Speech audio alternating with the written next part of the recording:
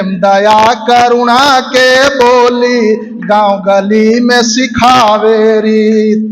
मैया के लोरी समझे के ज्ञान है मगही, मैया से लोरी समझे के ज्ञान है मगही। हमर पहचान है मगही, हमर अभिमान है मगही, हमर मुस्कान है मगही, रतन वरदान है मगही।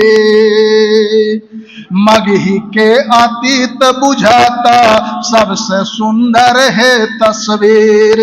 पीपर तर में सन्यासी के मुंह में खियावल जाहे खीर।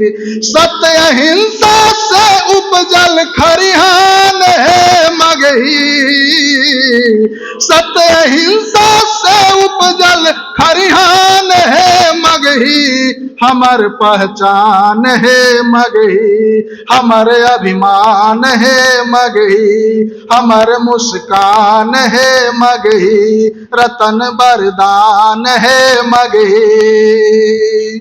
अपनापन के भाव समेट ले मगह में गूंजे सरधा गीत। छुए ऊंचाई मगही भाषा सदा करही गुणागणित।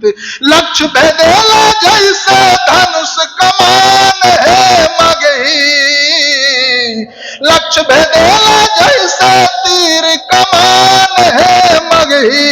हमर पहचान है मगही, हमर अभिमान है मगही, हमर मुस्कान है मगही, रतन वरदान है मगही। अंतिम पंक्ति। अपन घर के युवा पीढ़ी मगही पर गुमान कर। सात समुंदर पार भी रह के मगही में तू उड़ान भर। कांतमणि के नजर में नया बिहान है मगही, कांतमणि के नजर में नया बिहान है मगही। हमर मुस्कान है मगही, गोदी में इतिहास भरल अभिमान है मगही। हमर पहचान है मगही, हमर मुस्कान है मगही, निमन निर्माण है मगही, रतन वरदान है मगही।